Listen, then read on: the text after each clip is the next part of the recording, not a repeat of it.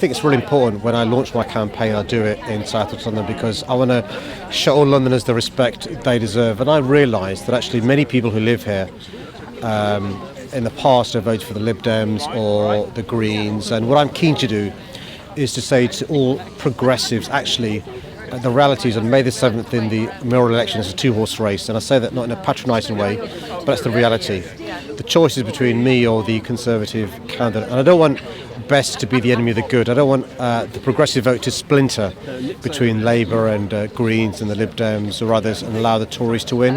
And so what I'm saying to people who live in South West London is lend me a vote on May the 7th. I worked really hard for a Labour government. I think any Labour government is better than the Tory one, but we've got to accept the verdict of the British public. We can't say the public got it wrong.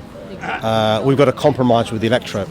What's really important is that the next person who leads our party is somebody who understands the lessons of our defeat on December the 12th, has a good analysis of why we lost, but also has a route back to winning. When Labour loses election, it's not just Labour that suffers, it's the people that suffer.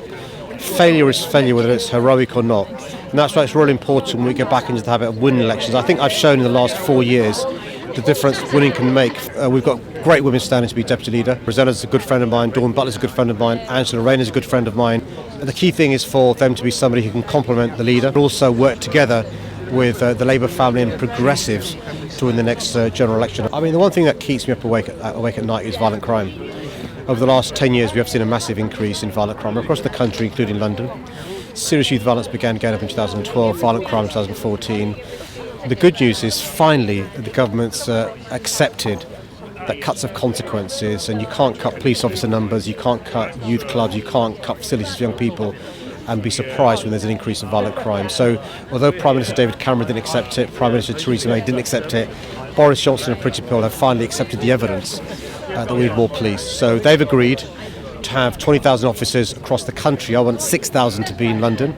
City Hall is also investing in record sums in police. We're investing 1,300 police officers this year, really important, but also investing in young people. We've got the country's first violence reduction unit in London. And what that's leading to is, in the last year alone, a reduction in moped crime, a reduction in acid attacks, a reduction in knife crime, 525. So we're starting to see some decreases, not enough. I'm not complacent. I've got 2 teenage kids. It's personal to me.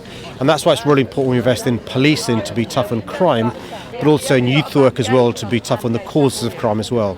It's really important with somebody who wants to be mayor, who's not a failure, who's lost a job, running to be the leader of the Tory party, who can't be an MP, or somebody who uses London as a stepping stone. I want the mayor to be somebody who sees it as a destination job, the best job in the world, because it's representing the greatest city in the world, and that's what I intend to do. One of the jobs I want to do is to stand up for London, and our values are really important. That means diversity being a strength, not a weakness.